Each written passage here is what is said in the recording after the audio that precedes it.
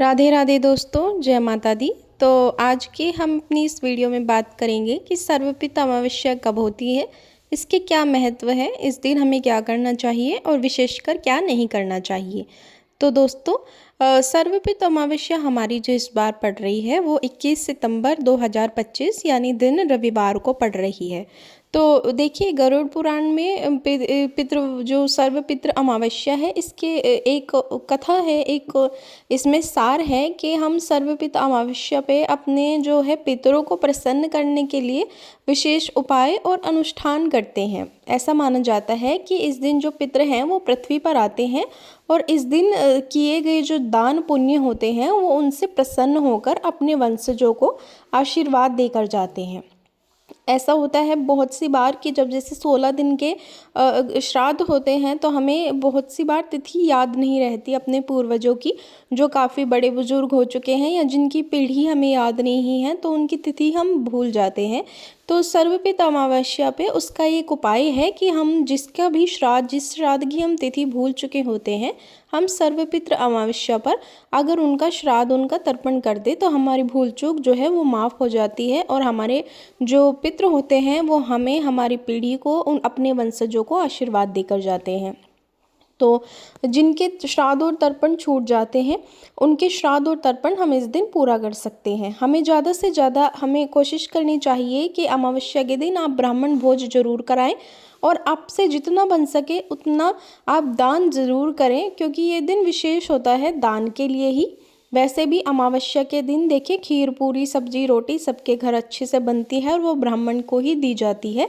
तो जो सर्वपितृ अमावस्या होती है उस दिन आपको खीर और पूरी का दान जो है वो ब्राह्मण को ज़रूर करना चाहिए। और गरुड़ पुराण में ये बताया है कि आपके जो पितृ हैं वो पृथ्वी पर आ सकते हैं किसी भी रूप में, चाहे वो गायें हों, कुत्ते हों, चींटियां हों और कौवे हों, इन जैसे रूपों में आपके पितृ जो हैं आते हैं। तो अगर आप इन लोगों को भोजन कराते हैं तो आपके पितरों की आत्मा को जो है शांति मिलती है। अब जैसे अगर आप चींटियों को गेहूं के आटे में थोड़ा सा कुछ मीठा मिलाकर उनको खिला सकते हैं, क्योंकि वो सबसे बड़ा दान लगता है आपको चींटियों का।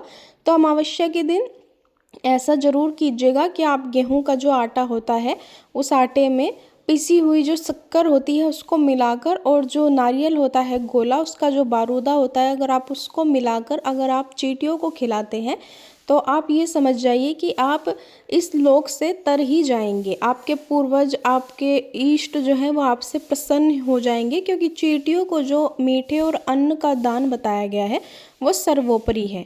तो ये छोटे छोटे उपाय हैं जो आप अमावस्या के दिन कर सकते हैं। दूसरा ये है कि अमावस्या के दिन आप पत्तों पर खाना निकालिएगा। वो पत्ते होते हैं, जो बेल होती है किसी भी चीज़ की, जो महत्वपूर्ण और शुभ मानी गई है वो है तुरई की बेल। लेकिन बहुत सी बार ऐसा होता है कि हमारे आसपास हमें तुरई की बेल नहीं मिल पाती, तब आप पीपल के पत्ते ले सकते हैं, वरना तो तुरई की बेल जो है वो सर्वोपरि मानी गई है। और या करेले की बेल हो सकती है या लौकी की बेल हो सकती है। आप किसी भी बेल के, अगर तुरई की मिल जाए तो देखिए सबसे अच्छी बात वही है, लेकिन अगर नहीं मिल पाती तुरई की तो आप करेले की, लौकी की, या फिर अगर फिर कुछ भी नहीं मिलता तो आप पीपल के पत्ते जो हैं वो ले सकते हैं। और उन पत्तों पर आप 16 जगह अमावस्या के दिन आप 16 पूरियाँ या रोटियाँ जो भी आप बनाने में सक्षम हैं उनके साथ भोग लगाइए। और मीठे में खीर बनती है अमावस्या के दिन, तो वो खीर से जो है आप वो 16 जगह निकाल के उसको आप कौवों को खिला सकते हैं। सबसे जो ये सबसे महत्वपूर्ण चीज़ है और सबसे देखिए आसान है। आपको कौवे तो हर जगह मिल जाते हैं पितृपक्ष में, तो आप अपनी घर की मुंडेर पर जाकर रख दीजिए और वो 16 जो है पूरी खीर पत्तों पर निकाली हुई कौवों को खिला दीजिए।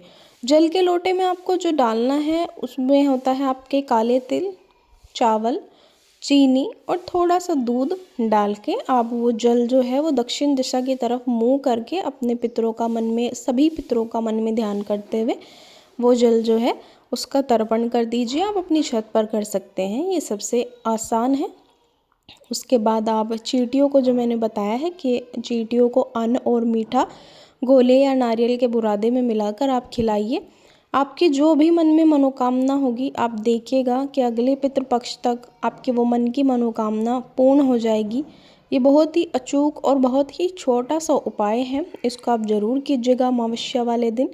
दूसरा ये है कि अमावस्या वाले दिन आप शाम के समय अपने घर में एक जो होता है मिट्टी का जो कच्चा दिया, उस दिए में आप सरसों का तेल डालकर और 5 मुख वाली जो बाती होती है वो बनाकर वो दिया अपनी चौखट पर जलाएं अमावस्या वाले दिन शाम के समय, और उसमें आप 2 लौंग और 1 कपूर जो है वो भी डाल दें।